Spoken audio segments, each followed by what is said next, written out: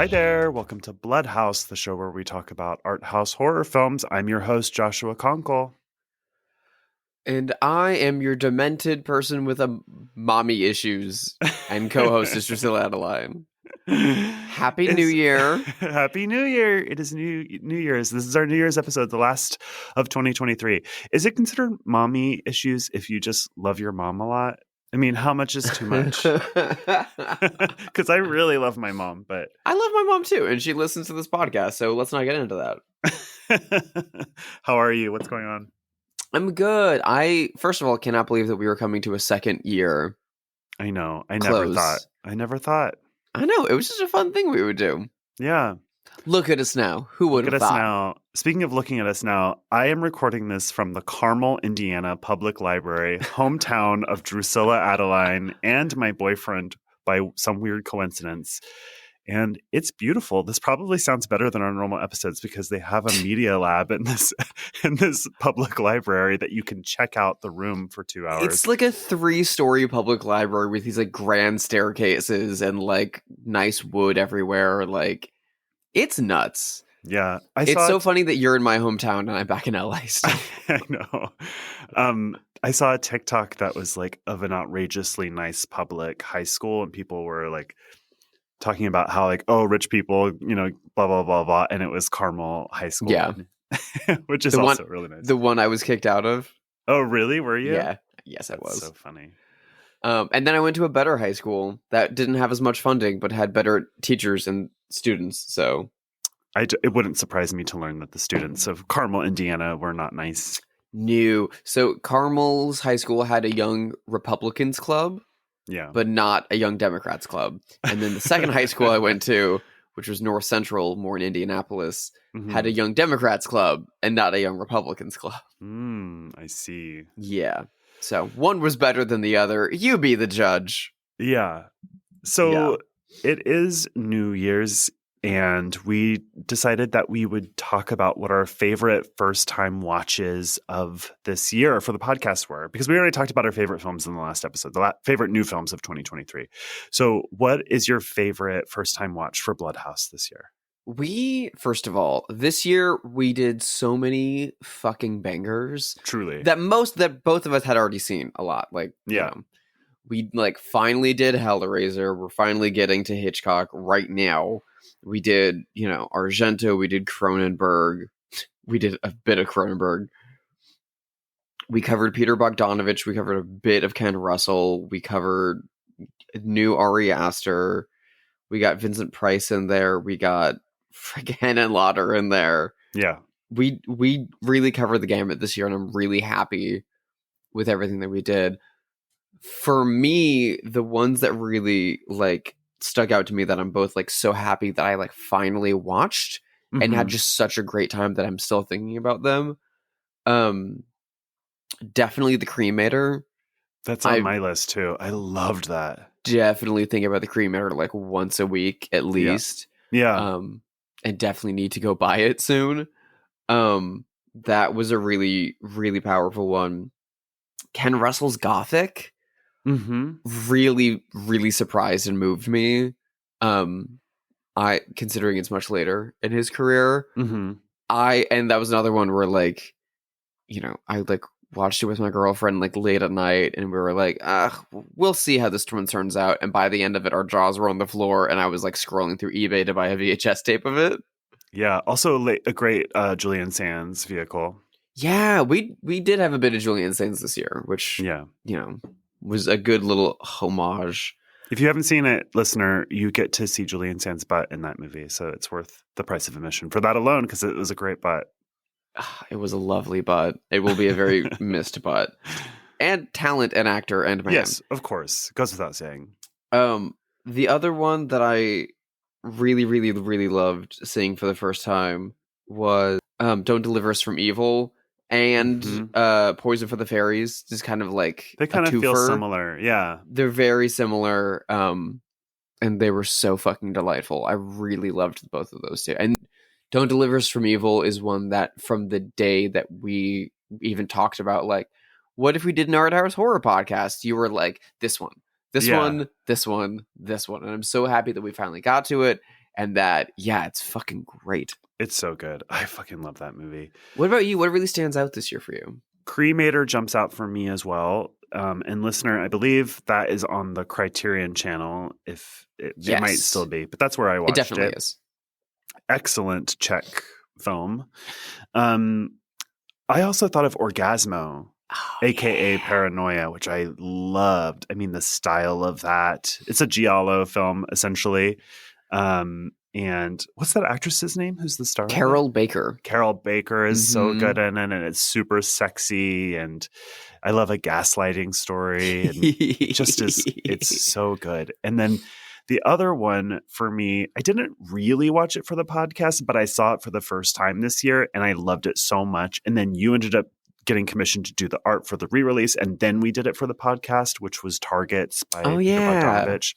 It's one of my favorites of the year generally, but I saw that for the first time this year and just loved it so much. Yeah, I'm really, really happy with how much Target's kind of had a year for both of us, and it's really, really impactful. And like, again, like, I will rep that movie to the day I die. That one also had a really important impact for me when I first saw it back in Chicago like 10 years ago or whatever. And I was so beyond lucky to get to work on that and then talk about it.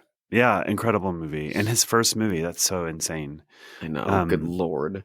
And he's kind of been on my mind a lot this year, I guess, because Ryan O'Neal passed, and so there's like the Paper Moon connection. And yeah, so I don't know. I saw What's Up, Doc for the first time this year too. So yeah, which is delightful. I finally watched Texasville, which it's fun. Yeah. So it's just been like a Bogdanovich year for me. Have you been seeing anything cool or noteworthy? I mean, so I like, as we record this, we are in the like weird dead space between Christmas and New Year's, in which like time has no meaning and no one does anything. But around Christmas, a few days before, my partner and I went to a little record store in Burbank that like their storage where they keep all their stuff next door was getting closed down at the end of the year. So they had to like rush all their boxes of stuff out onto the floor and sell things as quickly as possible. So most DVDs and stuff were being sold for like $3. And then you'd like walk up and they'd be like, ooh, this one's Criterion. This is fancy. $5? And you'd be like, yeah, fucking whatever. Yeah. But I bought a box set there that was from like the BFI, and it was titled Ghost Stories for Christmas. And in England in the 60s and 70s, the BBC would run ghost movie, like short little like hour-long ghost movies on TV on Christmas Eve, like at midnight. Most of them by M.R. James, who wrote... I've seen Whistle and I'll Come or something like that. Whistle and I'll Come to You was the one that we watched. Excellent short. Fucking excellent. It's like 40 minutes long, so it's like, the Academy would consider it a feature. Yeah. It's so good, and it's very like still and like paced, and you follow this like harumping like English professor going about his little vacation, finds a little pipe in a grave next to some bones and is like, I'll take this back. It's so funny that you mentioned that, because I'm in pre-production for my second short and filming in January in upstate New York, and it's a Christmas ghost story inspired by British Christmas ghost stories. Hell yes. Yeah, I'm filming a little cottage in upstate New York. That's amazing. In January. Yeah. I'm so excited for you. Yeah, I love those things. It's actually like a British tradition. The Victorians were really into telling ghost stories on Christmas. And again, Christmas is goth as fuck. Christmas is goth. I mean, I love it. Obviously, like Charles Dickens was very into it. I really loved Whistle and I'll Come to You. And now I've got it's an older set. They've been putting them back out on Blu-ray recently.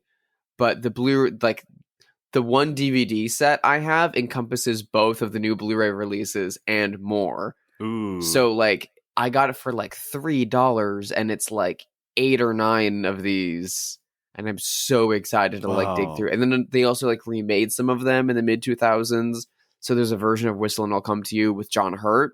Whoa. I'm very excited to watch. That's so cool. So I've been plowing through those and having just a splendid time. God, What that's about so you? cool. Have you been able to see something while you're in Indy? Yeah, well, I saw Poor Things last night at the Can Theater, which is the best movie of the year. You were absolutely correct about that. Um, but it's screener season for me, a WGA member. So Joel and I laid in bed and watched the screener for Dream Scenario with Oh yeah. Nicolas Cage. And it's pretty good. I really liked it. The first half of it especially is really excellent. And Yeah, I saw it Nicolas in Cage theaters. is delightful. Oh, you saw it. I didn't Hmm. realize you saw it. I thought it was pretty good. I really liked it. Yeah, it's very interesting. I won't say that I loved it. I It's like a didn't love it either. 3.5 That's what kind of I think I star gave it movie three for and a half me. stars. I think the second half kind of whiffs a bit, but Yeah, um, it's got so many really interesting ideas in it and it executes them in really fun ways yeah, in the first half of the movie. And then it takes what could be a very like I don't know, broad, funny, dark Buñuelian kind of concept and then it's like and what does that have to say about TikTok? And you're like, yeah, no. yeah, I start when it becomes about fame, and social media, I just entirely lose yeah. interest. I feel that. And the other thing I watched with my family on Christmas Day in Washington State, I saw Wonka, which is not Mm. exactly good. It's like a 3-star movie, but there's something about it that it made me think of something that I wanted to ask you about. I realized that every time I've seen a big budget Hollywood blockbuster for the past maybe 20 years, I'm always really bored by the third act. And it doesn't matter if it's an action movie, a Pixar movie, a comedy, it doesn't matter the genre.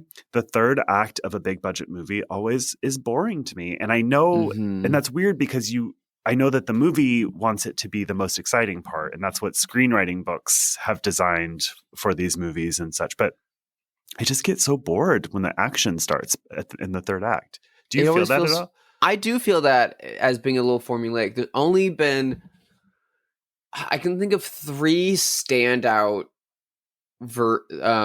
quote unquote big budget studio movies that I've seen the past couple of years that haven't felt that way, and maybe it's part of the reason why they're movies that I come back to and think about a lot. Mm-hmm. Um, but for the most part, you're entirely right. Like every Marvel movie just ends the same. Most animated movies end the same, and you kind of just like get third act fatigue very quickly because they all kind of have the same ending. Yeah. The big one that stands out to me that like didn't have that feeling and kind of eschewed that and actually like did pump up the excitement was Birds of Prey. Oh, I loved that movie. I I love that actually really movie. liked that movie a lot. And the third act when they have where like it does like pump up the action, but you finally get all of your main characters together in the same room, Mm-hmm. all on the same side, and then they're going through this beautifully crazy designed like carnival maze Yeah. to fight their way out, and then a like roller skate car chase. It's all of that was very satisfying. It's just funny because I don't feel that way about horror movies. I don't Yeah. feel that way about small budget indies. I didn't used to feel that way. I don't feel that way about the old Star Wars movies from the 70s and 80s. I don't feel that way about Jurassic Park. It's like a Mhm. kind of this side of the Uniquely, 2000s issue for me. And I don't know it if it's because feels I've like gotten a older and post more cynical. screenwriting book It issue to does. me. It's like I can see the note cards on a screenwriter's wall when I watch these movies. Do you know what I Yeah. mean? I And can see the studio notes. yeah, it Yeah. feels annoying to me because people talk so much about the second act slag in screen or slack or sag rather, second Mhm. act sag in screenwriting, but which is real when you're in the writing process. But as a viewer of movies, it's the third act to me that always feels kind of blah. As a viewer of movies, especially like when I was a kid and I didn't understand a lot of this stuff, but I just enjoyed movies, I really loved the second act the most because there was like the least amount of conflict. You got a lot of montages and you just got to live with the characters. That's Yeah, what I liked the most, like as a child when I like didn't understand a lot of structure and stuff like that. now when I'm writing stuff and I'm like talking about movies, it's always the second act that I forget the most. It's the hardest to write, for sure. It's definitely the hardest to write. Yeah. But I do feel like, I don't know, I feel like third acts have gotten very formulaic and expected. Especially in superhero movies. Yeah, especially superhero movies, especially large budget ones. I mean, I'm trying to think of other ones that I liked. The Matrix Resurrections had a third act that I liked.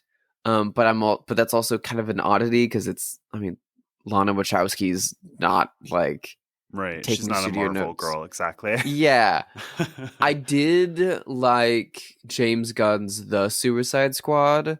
I didn't see it. The third act is the closest to like that kind of fatigue as you can get, while still at least being interesting, because it's once again a like, giant monster thing. We gotta go fight giant monster thing.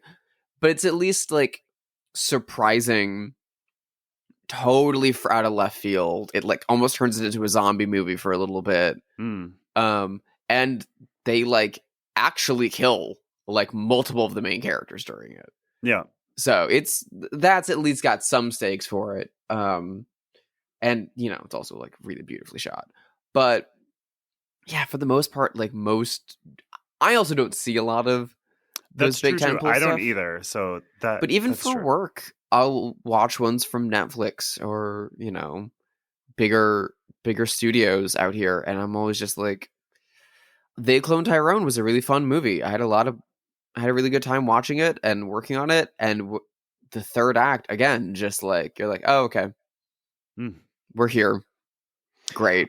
Do you know what? I mean, I would say Everything Everywhere All at Once sort of avoided all of that, all of those trappings of like bad superhero movies while still being essentially a superhero movie. But that's kind of a special movie, and it's got a much smaller budget than those movies do. I don't think anyone expected it to be the huge blockbuster that it was. I haven't seen it. So it's good. It's good. It's not as good as people. I mean, it's like an art film for people who don't watch art films, frankly. You know what I mean? It's like how like Donnie Darko used to be this way, or Eternal Sunshine of the Spotless Mind. It's like a mind-blowing movie if you only watch mainstream movies, but it is legitimately good and worth watching and better than the things that it's aping, the superhero movies, I mean. I just very strongly did not like the Daniels first movie. The farting corpse movie? The farting corpse movie. I strongly disliked it. I strongly disliked its worldview and its sense of humor and its reference points. And I was like, I don't know if I like these guys, so I don't trust them. I haven't seen that, but Everything Everywhere All at Once is very warm-hearted and kind. It has like a very kind worldview. So I think it would be hard to be offended by in that regard. But it is also body. I mean, there's like there's a long action scene that involves butt plugs.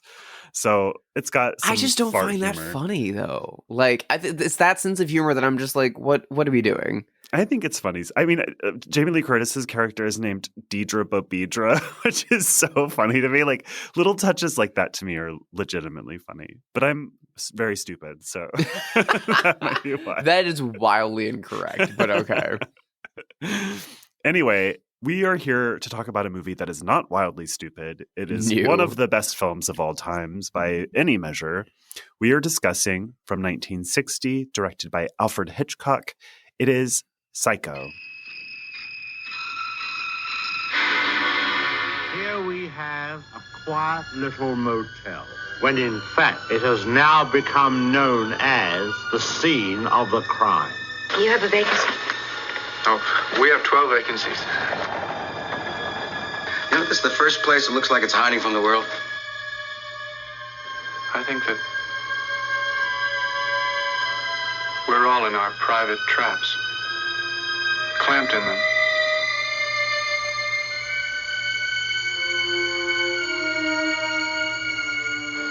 And none of us can ever get out. Is anyone at home? I don't remember the first time I saw this movie. I would have been a very small child, and I liked it then, and I like it now. I've seen it maybe 10 times. It's hard to, I mean, Everyone likes this movie, right? It's hard not to. So I believe so. I vividly remember when I saw it for the first time. you do. I was like a child. I was probably like 7 or 8. And I was in Florida visiting my grandparents, just me and my brother. And my uncle had come down from Indiana as well. And we were like out at lunch or something. And my grandmother was like terrified of some seagulls. And we were kind of making fun of her for it. And my uncle was like, oh, it's because she saw the birds in theaters. She's still scared of that. And I was like, what's the birds? And he was like, you've never. So that like night, an 8-year-old or something. Yeah, you've never seen the birds. You're 8 years old and you've never seen the birds. I had seen Rear Window at that point, though. So of course you had. So he like that night like took us out to Blockbuster and was like, I'm gonna teach you kids about Hitchcock. And he grabbed the bird. He like went like looking through all the rows, and that's back when they had those like early 2000s DVDs where the Hitchcock silhouette was on all of them. So he was like, here they are. And he grabbed the birds, and he was like, and we're going to do Psycho too. Yeah. And he brought them back to the little like little Florida house with the pool in the back, and was like, okay, which one are we doing first, the birds or Psycho? And I thought Psycho would be scarier because it was in black and white. Yeah. And I was right. Yes. So we did the birds first, and then we did Psycho. My brother walked out of Psycho because he was so scared. Oh. And I remember my uncle and my brother like taking a long gap between the birds and Psycho to go like, I don't know, my brother was probably 12 at the time, have a beer. I don't fucking know. Smoke some cigarettes. Truly. And I watched the trailer for Psycho to like get excited for it. And the trailer for Psycho is very unique. It's like 10 minutes long. Wow. And it's just Alfred Hitchcock walking around the set of the movie. Wow. Being like, this is where this is the room where she comes in. This is the room she rented. And then that's the bathroom. I can't tell you what happened in the bathroom. And then he shows parts of the set you never see in the movie. He like walks up to the Bates house and then walks into Mother's bedroom and it's like, and this is where she does all this and she's really important and Mother's played by this person. And you're like, is she? But I got like very, very geared up for it. And I was very scared by the birds, and Psycho fucking terrified me, but it surprised me so much. I knew nothing about it. And so every little beat of it worked like gangbusters, and I still have that feeling every time I watch it again. I think I knew about it before I saw it because the music, if nothing else, the music is often used in comedies or, anytime something like quote unquote scary is happening, you hear that music, including like 80s comedies that I would have seen before this, or things like, frankly, the Muppet Babies and stuff that Simpsons I watched. Exactly. Like stuff that I watched as a small child. So I knew all about it before I actually saw it, I think. I did experience this time through. I've seen the second half of the movie way fewer times than I've seen the first half of the movie. So I think what I do a lot of times is I'll start it and then turn it off after Marion Crane dies in the shower and not watch the second half. Which is not to say that there's anything wrong with the second half. There's not at all. It's just, it's like a thing to put on when you're getting sleepy or something, maybe. Yeah. Driving around Arizona is very cozy. I don't think so. I think the first half of this movie is so stressful, even before she gets to the Bates Motel. Like when she's thinking about stealing the money, when she steals the money, when she changes car, when she buys a used car and sells her old, when the police watching, like all of that stuff really stresses me out. Yeah. I have a trigger where I am very stressed out by people lying in movies. And like being afraid that they'll get caught. My friend Christian really likes romantic comedies, and I don't. And I've never seen really very many of them. And a couple of years ago, he made me watch While You Were Sleeping, which I was like, this is the most stressful movie I have ever seen in my life. And I watch horror movies every day. Like, why doesn't she simply tell them the truth? It's so frustrating. They're going to catch her. I can't take it. I'm going to lose my fucking mind. Every rom-com is based on lies. I know, it's so stressful to me. And so all of this is stressful to me too. Like, oh my God, it's the weekend, so they won't find out until Monday that she's stolen the $40,000. And then all of that to me, even just her driving in the darkness is so scary to me. I love how much they do with just like her driving and then like her like fantasizing through audio of like their reaction. Yeah, and on like Monday morning, all of their conversations, like her sister saying on the phone, "Oh, she's not here either. I thought she went to so and so for the weekend," and then like catching up to what's happening, what happened, and her like extreme guilt about it. All that stuff to me is so stressful. Yeah, the thing that was really profound when I watched it for the first time as a child was the fact that this starts in a very like 60s way of like pushing it from a skyline down into one window on like a couple post-sex. Yeah, it feels very French New Wave. Like they're having an affair. They're sneaking into hotel rooms during the afternoon. John Gavin just wearing an undershirt. Looking great as ever. I mean, he looks great in this movie. They're both so hot, but... Yeah. I mean... this is a very hot leading cast. And then also Martin Balsam's there.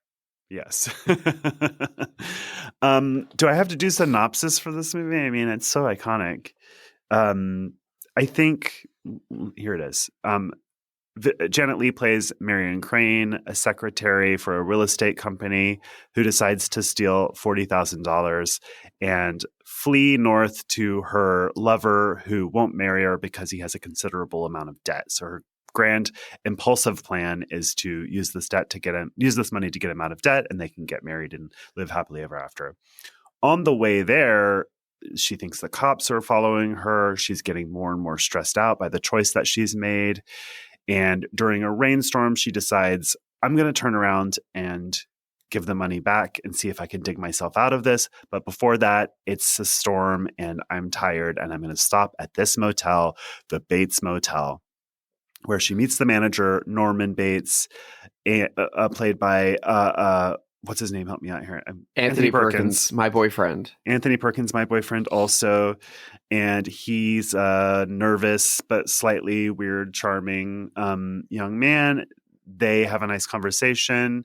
He is going to have dinner with her, but his mom seems to object, and all you get is her voice from the house up the hill screaming. And lo and behold, Janet Leigh is taking a shower and she's murdered in the shower. I mean, everyone already knows all this.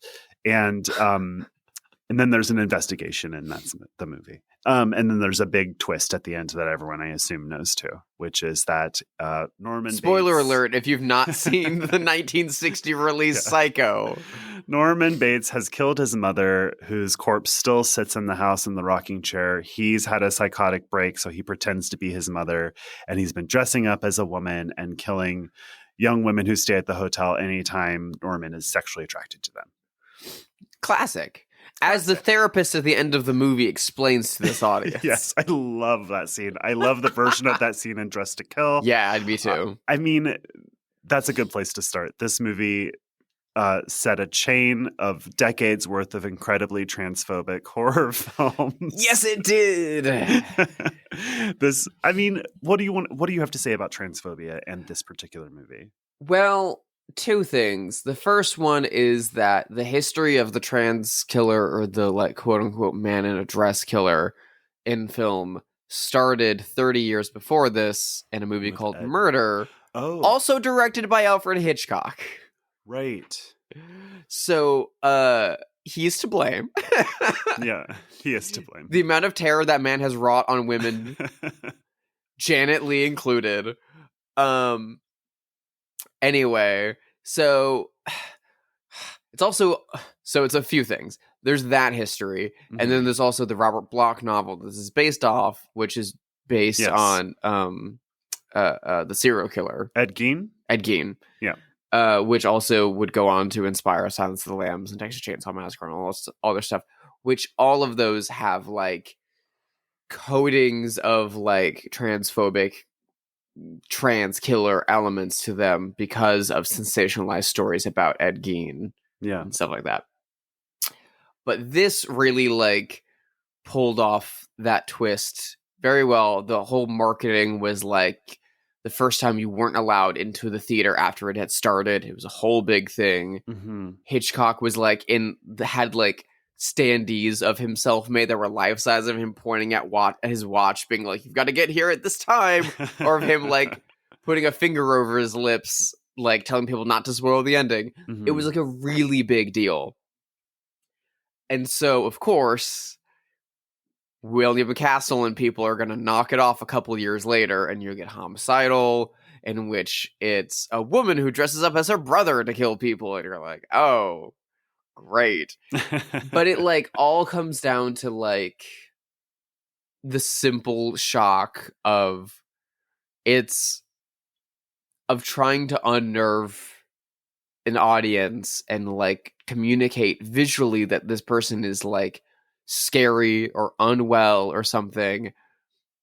It's kind of like the conversation we had around the Sentinel and the casting of the quote-unquote denizens of hell at the end of like, what's an easy way to make this person look like different, discordant with quote-unquote normal society? We'll just cast disfigured people and people with skin conditions. And have a man wear a dress. We'll have a woman wear a suit. Like it's playing with ideas of norms for a shock. And so you get movies out of this like Sleepaway Camp, which, you know, for better or worse in some situations, or really bad like Insidious Part 2 or the second X-Files movie. But then you get like, there's also a history of like filmmakers who are thinking on this and working on this for years to come. Dressed to Kill, like you mentioned, is basically a shot-for-shot remake of Psycho before Gus Van Sant did a shot-for-shot remake of Psycho. Yeah. But he approached it with like limited at that time knowledge of trans people by reading a book and by a trans woman at the time. Yeah, I mean, Dressed to Kill feels like it is very transphobic, but it feels good-natured in a strange way. It is. Do you know what I mean? It feels like he has good intentions, but it was a different time. Yeah. It's good intentions. It was a different time, and he loves Hitchcock too much to like see the forest through the trees. But then you get something like Pedro Almodovar's The Skin I Live In, which totally reworks the trans narrative of horror in a very different way. In a way that's still considered controversial by baby-brained idiots on the internet, but is incredible. But wait, where do trans people sit on Alfred Hitchcock and Psycho? And of course, because you're trans, you speak for all trans people. Well, obviously, we're a monolith, famously, as all minority groups are. As far as I know, so there's a lot of trans, like for the most part, like Sleepaway Camp has been like sort of reclaimed, warmly re-embraced. Dressed to Kill is prickly with other people. I adore it. Silence of the Lambs is prickly with some people, but I know trans people who adore it. And there's a lot of this, right? Right. I don't know anyone who hates on Psycho. Yeah. Despite the fact that it's the urtext for this entire thing. Yes. It feels very homophobic too, right? Because there's an old narrative that like queer boys are that way because their mothers dressed them funny. Which is like a thing people used to say, like, oh, your mom put you in dresses, so now you're queer. This movie to me just sort of like Dressed to Kill feels ignorant. It doesn't feel malicious to queer or trans people to me. But it probably is in a way because the whole culture is hostile towards trans and queer people. But it has a mark of mid-century pop psychology that runs through all of Hitchcock's movies because he was very into Freud and a lot of very dated like Freud for Dummies kind of ideas that ran through a lot of his movies, especially like Spellbound and stuff like that in the like 40s, 50s, and 60s. And so the idea of like, ooh, he has a psychotic break and like acts out as mother sometimes. So every time he's aroused, he'll dress up as mother to kill. And it's like, oh, that's so like perfectly like, it's like none of that makes any sense. Right. No human being ever acts like that in any context. Well, also, like, he has a split personality, which has kind of been debunked as a thing, at least in the way that this dissociative movie... identity disorder exists, but it's different than a like movie split personality thing. My favorite description of that is someone always describes like hitmen as being a movie job, like a dog catcher. Like it's a movie trope. Like yeah. But, you know, people like Hitchcock and M. Night Shyamalan make millions off of them, so good for them. I mean, I think it's fine, you know?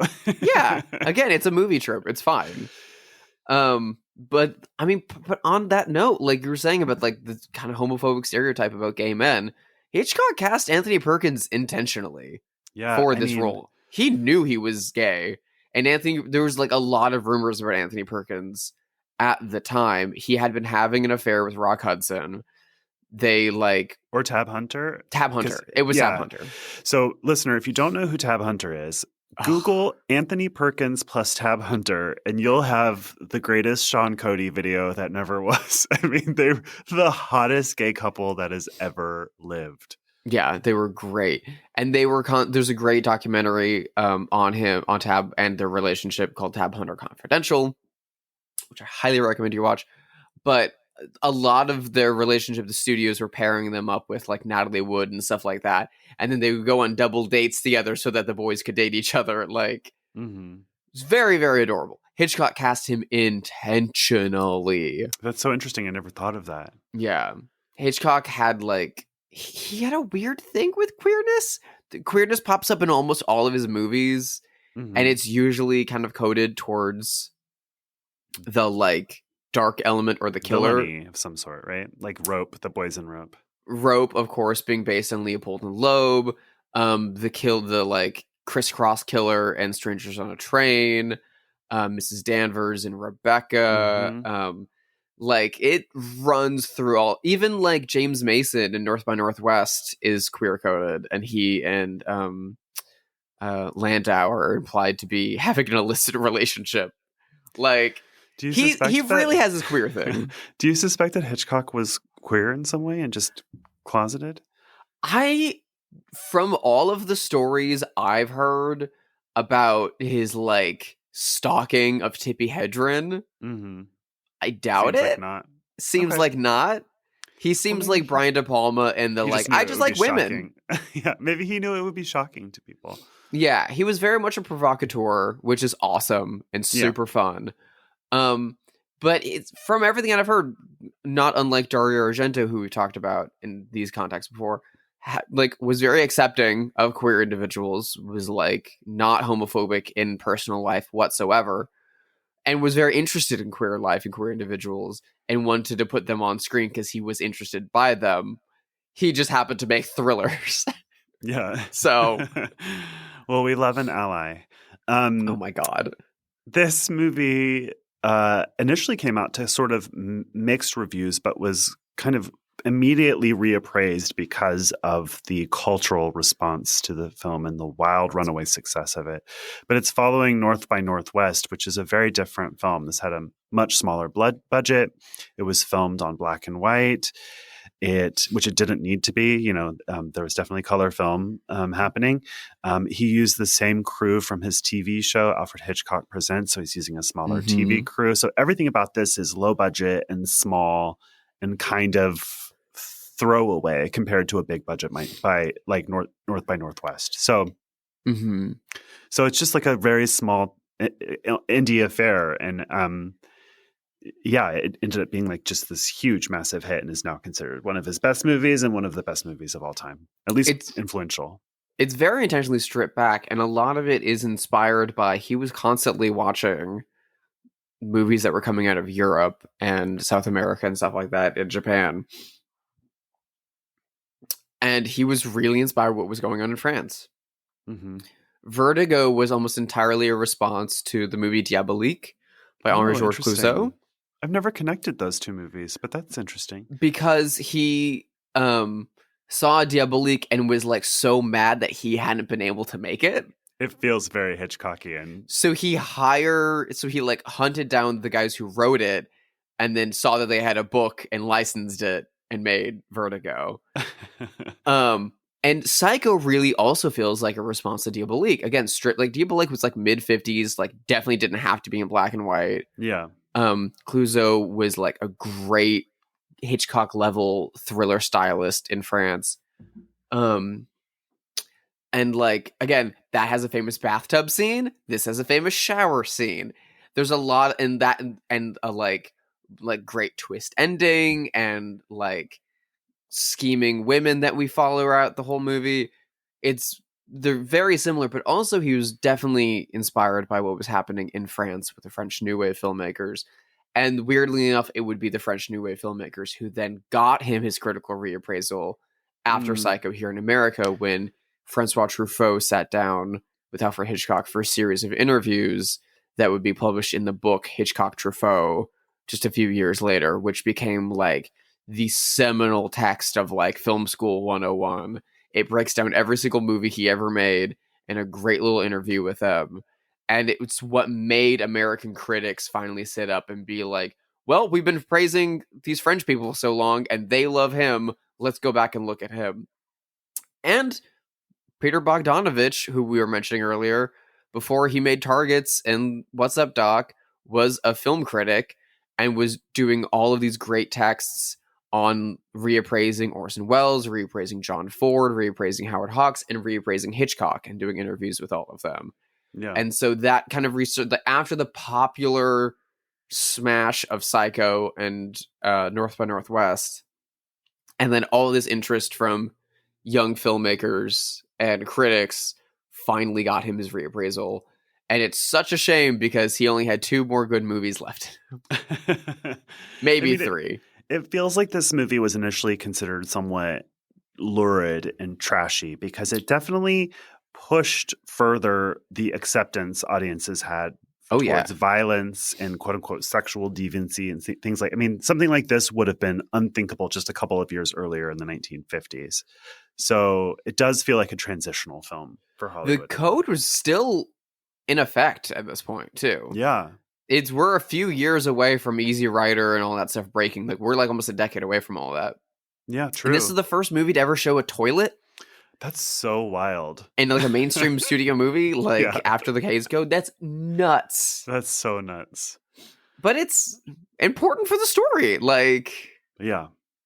This movie does something that may be the first instance of this. It's probably not, but maybe you can tell me. I love when a movie reboots midway through. Like, this does it, you know, after Marion Crane dies, we pick up with other characters and it's like a completely different movie in the second half. Death Proof, the Tarantino movie, I think does it really well. Barbarian kind of did it in a way that I really liked. Barbarian kind of does it twice. Yeah. When it works, I'm a sucker for it. I really love it. But I feel like screenwriting books would tell you not to do that. But it's so good here. This isn't the first instance of this. I can't think off the top of my head what is, but it's definitely the thing that like had the biggest impact doing that. Because again, Janet Leigh was a significantly larger star than Vera Miles. Yeah. Janet Leigh and Hitchcock's name are the two things that got the butts in the seats. Yeah. And so when Janet Leigh's just gone, when she is dead, that was a huge shock for audiences. Like, that's part of the reason the shower scene had the impact. It was that, and it was the Bernard Herrmann score.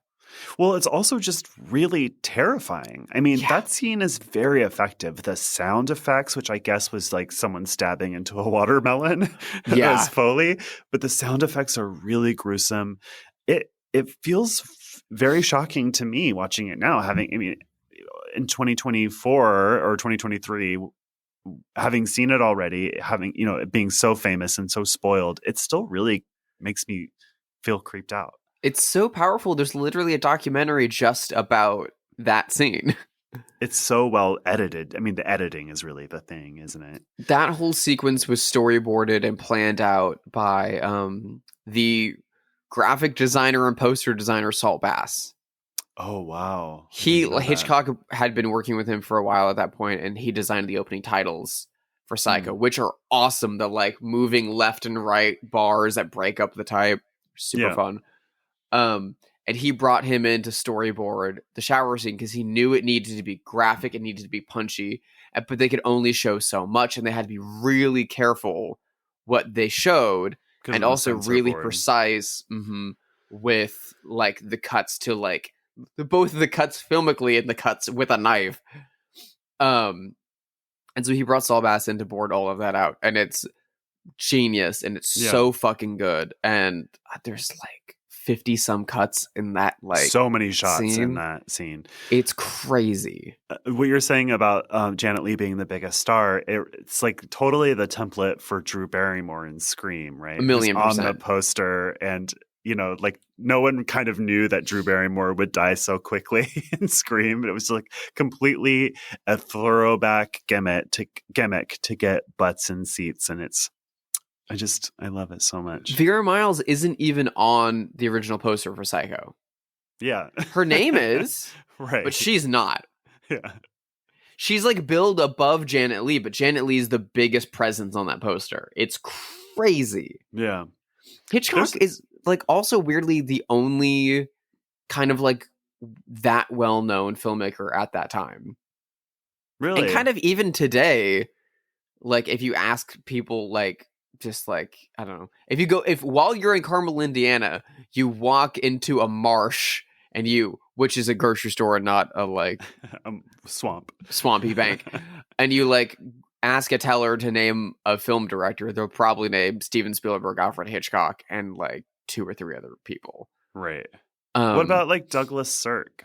I mean, he wasn't like a no name. No one went to go see as much. Like critics knew him, and like film fanatics like us would have known him at the time.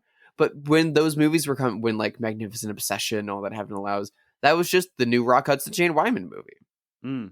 They were never billed as Douglas Sirk's this. The only people who kind of got that were like John Huston got that a little bit. Frank Borzage got that back in like the 30s. Because he won the first director Oscar. It wasn't nearly as common. And Hitchcock, his movies were already being billed as like his name gigantic over the title by like the mid 50s. But then by the time Psycho was out, he was in everyone's living room. He had a TV show that he hosted. Yeah, true. That was crazy popular. So he was the draw on so many of these movies.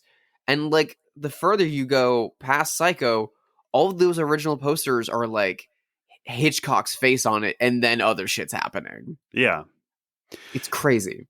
The back half of this movie has this sort of giallo template. We have an investigator named Arbogast, played by Martin Balsam. Which is such a great name. I love Arbogast. That's a crazy great name. He has a great saying, too, where he says, if it doesn't gel, it's not aspic. Just like crazy. Aspic is like savory dishes made out of gelatin from the before times, like just really disgusting ones with like ham in them and shit like that. So great saying by Arbogast. But really, you're following Marion Crane's lover, Sam, and her sister, who are doing their own investigation. That's the one that we're really following, and that's the one that sort of solves the mystery at the end.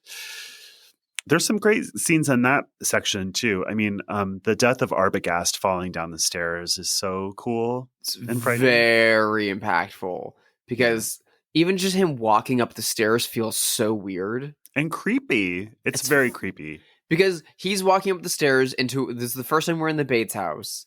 It's very scary. We're very terrified of Mother, whoever's in here. And he's walking up the stairs, and we're in front of him. Yeah. So we can't see whatever's coming. Yeah. And it's such a weird, like, follow shot. The camera kind of bounces with him as he goes up the stairs.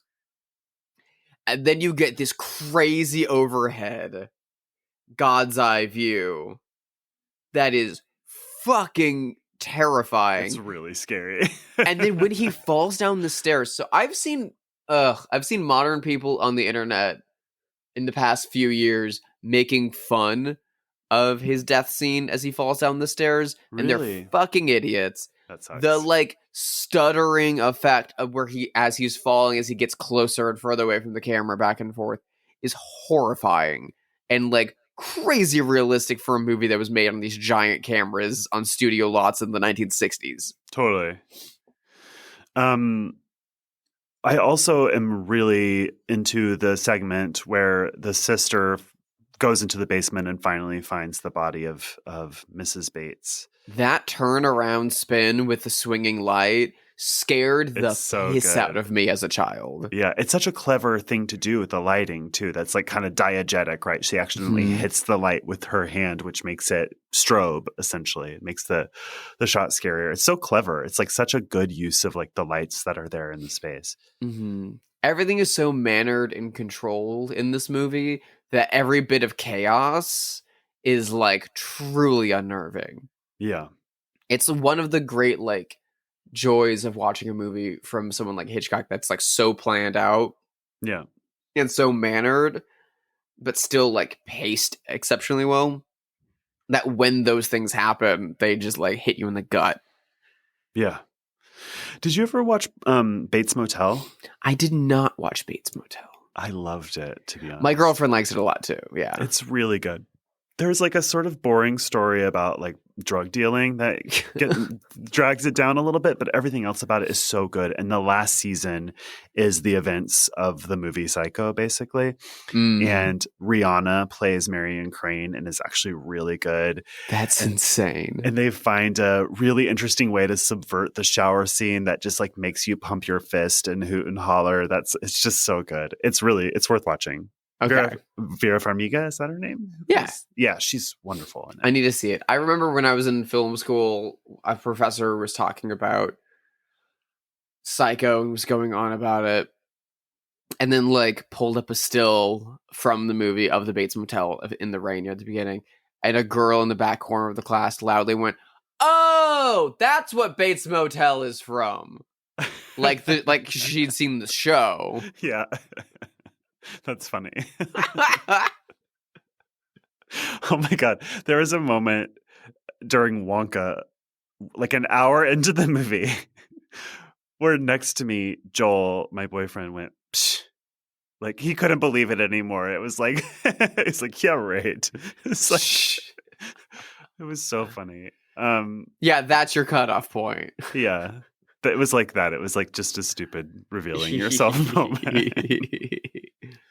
I love shit like that. Have you seen any of the Psycho sequels? I've seen Psycho 2, the Richard which Franklin I like. one. Which is the one that, and then Anthony Perkins directed 3, right? He directed 3, and then Mick Garris directed 4. So I've seen 2 and 3, I think. Okay, yeah, you're good there. I've got a collection of all 4 of them, and I've yet to start it. I've yet to dive into Psycho 2, but I've heard Psycho 2 is very exceptional. Quite good. It's not. It is good. It's like it's a good movie. To me, Psycho is not a franchise. It was a movie made in 1960 that's brilliant. It's sort of the way I feel about Halloween. Like some of those sequels are good, but mostly they Why do are they pale exist? yeah. I mean, yeah. But Psycho 2 is good. I mean, it is worth watching for you. Yeah, I mean, I love Richard Franklin. I love Patrick. I love what's the truck one with Jamie Lee Curtis? Oh, Road Games? Road Games. I was like, not Death Games. That's different. Yeah. I love Road Games. Road Games is great. He's like, great. He really is like the Australian Hitchcock. It makes a lot of sense.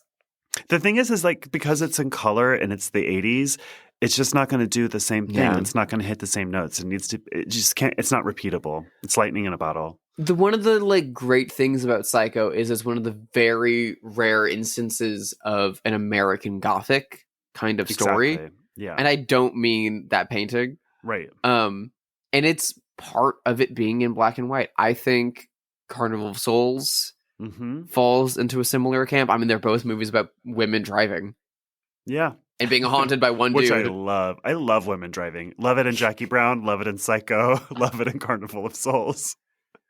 Women driving. Women be driving. And they women be stealing. They do. They do. Be doing that.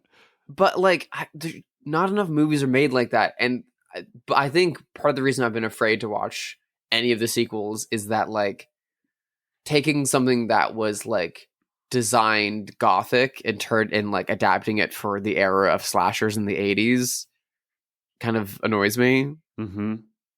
Kind of missing the point. Yeah.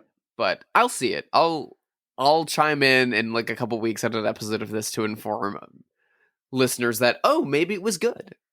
Oh, you mentioned slashers. A lot of people consider this the first slasher, and I think that's not true. I mean, I don't think that this movie is incredibly influential. I wouldn't give it credit for that. I think that's kind of a reach. Well, and also, this movie came out a couple of years after really the first slasher, Michael Powell's Peeping Tom. Peeping Tom, which I do think there's a better argument for that than there significantly more. And that movie fucking rips, and we'll get to it. We have to do that movie, speaking of. Anything else to say about Psycho before we move on? My biggest thing is everyone has seen Psycho. Yeah, no. If you haven't seen Psycho, it's always a great time to start. I very much associate this time of the year, Christmas and in between, with Hitchcock, because it's the kind of thing that like my family would break out the Hitchcock box set around this time of year and like put them in, because whether it's Jimmy Stewart or Cary Grant or whoever's the lead in it, it's always going to be like cozy to a degree, and then you always get your little bit of thrills. Yeah. So we'd always watch like the main hits around this time of year when I was growing up. And it took me a lot longer to start watching his movies from the 40s or the 30s in England and stuff like that. Mm-hmm. So my big takeaway for listeners is, if you like Psycho, I urge you to go watch The Lady Vanishes, The Man Who Knew Too Much with Peter Lorre, not the Jimmy Stewart one. That one's fine, but like go watch that one. It's more interesting. Or to go watch Spellbound or Notorious or Rebecca or Strangers on a Train or Lifeboat. There's so many outrageously exciting Hitchcock movies that you may have not seen. And this is a great time to do that. There's also a collection on the Criterion Channel right now called Hitchcock for the Holidays, and it's like 30 of his movies. There's a lot there. Didn't we at some point figure out that we were both at the New Beverly screening of Rebecca, where the projector broke down? The projector broke, and years before we knew each other. That feels like a Alfred Hitchcock plot point. This is very true. Rebecca is my favorite Hitchcock, and I was so excited to be there. Yeah, it's so good. Well, you've mentioned that everyone on Earth has seen this movie, which is why it's going to be so difficult to play our favorite game, Have They Seen It? The game where we speculate wildly whether notable figures have seen the film. I have somebody in mind. She's been very mentally ill, but we love her. Do you think Britney Spears has seen Psycho? Oh my God. Yes. I think she has. I'm now kind of trying to suss out when she has seen Psycho. She spends a lot of time at home. So. She spends a lot of time at home of late. I feel like she would have seen it younger, though, maybe. I think so, too. Yeah. She's a 40-year-old woman, so it's like... Yeah. I feel like she would have seen it in, like, the early 2000s or something like that. Like, do pop stars have sleepovers? I don't know. Britney Spears probably did. She probably did. Michael Jackson did. We know that. Oh, God. I don't think Britney Spears could have choreographed that butcher knife dance without seeing Psycho. Well, do you think she likes it? I don't know. I don't think so. It's the kind of thing that, like, I feel like if you brought it up to her, she'd be like, she wouldn't want to talk about it, or would like look at you weird for even mentioning it. We have a listener who is definitely listening. I'm gonna call him out by name. His name is Josh Tonks, and he is Britney Spears' hugest fan. Oh, I know Josh. I feel like he's gonna be so mad. But we're not saying she's a stupid person, Josh. We're just saying that she's crazy and that she doesn't like Psycho. Well, and also that just like, I know a lot of plenty normal, healthy people that are like, you know, aren't as super into horror movies as you and I, and that's fine. Or old black and white movies, honestly. Yes, that too. Who do you got? So, while we are on microphones and sitting with headphones around us, and we are talking about the Crane family, Lila Crane and Marion Crane, I was thinking about another Crane family. Oh my God. That also records. So I'm kind of breaking form here and going with a fictional character. Okay. Do you think that either Frasier or Niles Crane have seen Psycho? 100%. There's no way that those two men haven't seen Psycho. because they're both so pretentious, and this is such a film snob 101 movie. I feel like it's guaranteed in their letterboxed reviews. I need the Niles Crane letterbox account now. Have you But he's a watched- Jungian, not a Freudian. Do you think he would like That's it? true. Well, I think he would. I think he would have issues with the psychology at play in the movie. Yes. But I think he would like Alfred Hitchcock. I think he would like Hitchcock, but I feel like he would like I feel like Niles Crane's favorite Hitchcock would be Rope. I think that's a good call. And I think if you were a woman unlucky enough to go out on a date with him to see a revival screening of this, he would like talk your ear off for 2 hours Frasier, afterwards. yeah. Yeah. Oh my God. Kelsey Grammer probably hasn't seen Psycho. Who knows what he feels like he's lost his goddamn mind. And Frasier's back. My boyfriend is watching it. He's like a huge Frasier fan. Why? So I've seen a couple of episodes. I like the 90s one. I like it more than Cheers. The new one where it's just him and no one else is weird. It feels really weird when you watch it. It feels weird. You couldn't get Roz, you couldn't get Daphne, you couldn't get David Hyde Pierce. Gross. Or anyone from Cheers, for that matter. I mean, or anyone from the radio station. Now. Where's Gil Chesterton? Yeah. I also, as somebody who grew up in Seattle, I don't like Boston as much as a setting. And I know that Frasier is from Boston, but sorry, I prefer Seattle. He's from Seattle. He Frasier moved Crane to Frasier Crane canonically is from Seattle. That's why his whole family's there. Oh, I see. For the show. And then he moved to Boston to be a therapist above a bar. Right, because he went to Harvard. He's a Harvard guy. He's obviously. a Harvard man. Of course he's a Harvard man. Because look at him. Yeah. Oh my God. Something. Oh, this person popped into my head out of the clear blue sky. She's an incredible actor from England who I just watched in Wonka. Do you think that Olivia Colman has seen Psycho? Oh, absolutely. Yeah. Olivia Colman's very smart, very well read, very well seen, and has just lovely fucking taste. I think she's definitely saw it young. I think she's seen it multiple times in her life. And I think she's the kind of person who like would put Psycho on with a big bowl of popcorn and like cackle halfway through it. Like, do you think like Olivia Colman likes horror movies generally? Like, do you think she saw? I think so. Midsummer by Ari Aster, for example. Oh, absolutely. I think so. I feel like she likes them generally, and I feel like she has a really good sense of humor and would like enjoy comedic beats of horror movies and thrillers. What about like something trashier and funnier like Barbarian, which is made by comedians? I feel like she may have not seen it yet, but I think she would have a very fun time with Barbarian. She's very funny. She's very funny. And she like started like doing, sitcom work in England. That's where she Peep started. Show It was and like stuff. sketch comedy, right? Yeah. Do you know who loves horror movies? That surprised me at first, but now it makes sense. Is Cate Blanchett like loves them? Yeah. And she loves trashy 80s ones. Like she's like Oh she's my a God. real she's a real one.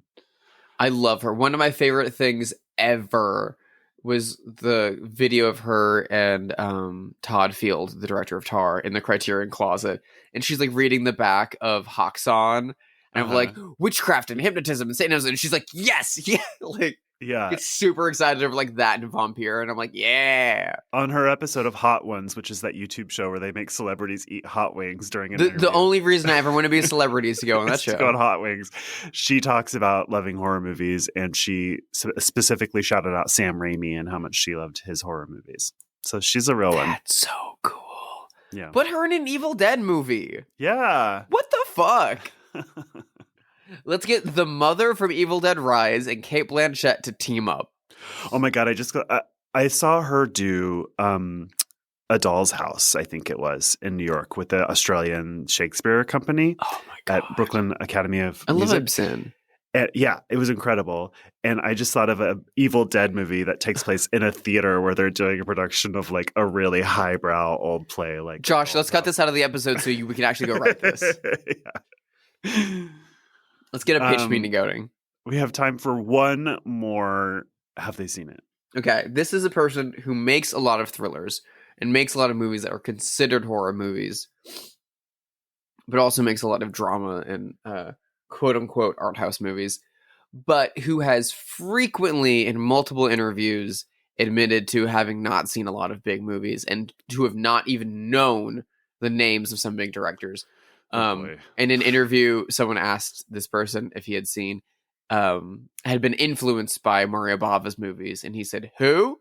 Do you think Darren Aronofsky has seen Psycho?"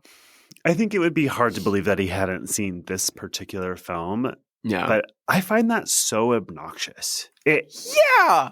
It's not that I think everyone has to have seen every movie, but I get frustrated when people are like aggressively proud of their own ignorance in a weird way. Like when someone wins a Grammy or something and then you hear somebody say like, I've literally never heard of that person. It's like, why are you proud of that? Like, it's okay to not know who they are, but like, Google it. I don't know. It just feels like gross and anti-intellectual to me, and I hate it. I know. When I went to film school, there was so many people in my like directing course that were like, I hate that they make us watch all these old movies. I don't want to be like even remotely inspired by that. I want to only have my own voice. And so I'm like, that's not how this works. That's the stupidest thing I've ever heard. It's like that Twitter account that eventually got disgraced for working at the bomb factory, but they were like, they literally, it was like the biggest, most annoying scold on Twitter. And then it turned out they worked at Lockheed Martin the whole time. But they did this tweet that was so bad that was about how like it's ableist to expect authors to read books. And it's like, oh my buddy, God. It's not, it's just so exhausting. If you want... For example, if you want to be a mechanic, you should know about cars. You should know about cars. It's like a prerequisite for the job, in fact. Like, I think it's a good idea. Also, even like David Lynch, a guy who is like, you know, a painter who one day looked at his painting and thought it would be better if it was moving. And so he decided to get into movies. He went to fucking AFI and watched a bunch of Fellini movies. Yeah. Like, I mean, it's, yeah. You'd think you want as much knowledge as you could accrue, but maybe that's just me. Yeah, I don't know. Anyway, we hope you've enjoyed this episode of Bloodhouse. Happy New Year. We're so grateful to be putting this in your ears week after week. Oh, that felt like so millennial. Like, put this in your ear holes. Like, ugh, sorry. Oh my God. But we are grateful for the listeners. We're grateful to be doing this. And we're so excited to do another year of Bloodhouse. Year 3. Here we go. Good Lord. I'm so excited. It genuinely doesn't feel real. Yeah. And we are so beyond grateful. We have a lot of fun things in store for 2024. Very surprising things, very exciting things, and we can't wait to share them with you. Yeah. So if you liked this episode, please rate it wherever you listen to podcasts. You can email us at bloodhousepod@gmail.com. You can follow us on Twitter or Instagram. Drusilla, where are you these days? You can find me and my work over at sisterhidedesign.com. I've got new work up for The Cure. I've got new work up for the Rolling Stones, for the new horror movie The Lord of Misrule. So much cool stuff is over there. There's stuff on my shop that you can go buy. Check it out. Buy prints from me or something. You can also find me on Letterboxd. If you look for Drusilla Adeline or Sister Hyde, you can find me there. You can find all the Christmas movies I've been watching over the past week that I'm not going to talk about in this episode that aren't ghost related.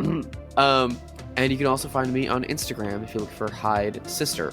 Josh, what about you? How can people peep into your shower virtually? You can peep into my shower virtually only at Joshua Conkle on Letterboxd, Blue Sky, and Instagram. What are we watching next week? It's a good one. Yeah, next week we are taking a page out of some of the best movies of the year. We are going after our father, Todd Haynes, the director of May December and the Christmas classic Carol. And we're going back to his early 90s for a Julianne Moore starring thriller in Safe. Cannot wait. Happy New Year, everyone. Happy New Year. Bye-bye.